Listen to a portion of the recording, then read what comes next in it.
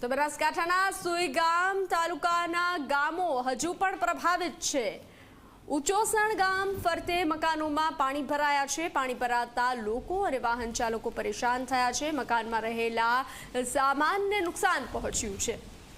તો નુકસાનીના દ્રશ્યો હજુ પણ યથાવત છે। બનાસકાંઠાના સુઈગામ તાલુકાના ગામો હજુ પણ પ્રભાવિત છે।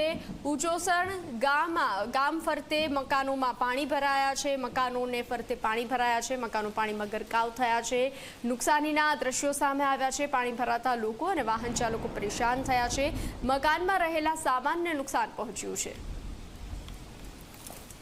ઉચોસણ ગામના ફરતે આવેલા જે મકાનો છે ત્યાં પાણી હજુ પણ ભરાયેલા છે। લગભગ 20% ઉપર મકાનોમાં ફરતે જે પાણી ભરાયા હોવાની વાત છે। એમાંના એક મકાન અહીંયા હું પહોંચ્યો છું, જે જોઈ શકાય છે અંદર નથી જઈ શકાય એવું, પણ જે પ્રકારના દ્રશ્યો આપને બતાવી રહ્યો છું, અડધું મકાન આ પાણીમાં ગરકાવ થયું છે। અને આવી જ પરિસ્થિતિ આ ઉચોસણ ગામના ફરતે આવેલા મકાનોની છે અને ત્યાં લોકોએ સ્થળાંતર કરવું પડી રહ્યું છે। લોકો ગામમાં બીજાના ત્યાં રહી રહ્યા છે, શાળામાં રહી રહ્યા છે કે હોસ્પિટલમાં રહી રહ્યા છે, એ પ્રકારની પરિસ્થિતિ સર્જાઈ છે।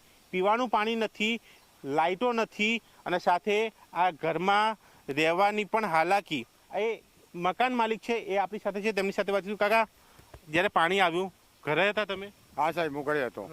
તે રાત્રે 2 વાગે પાણી આવ્યું આશીનું, તો પછી મારો જીવ બચાવી બૈરા છોકરા લઈ અને હું સીધો ગામમાં જતો રહ્યો છું। કોઈ લાઇટનું પોઝિશન નહીં, વાવાઝોડું ભયંકર હતું, કોઈ મારે બચવાની પરિસ્થિતિ નથી।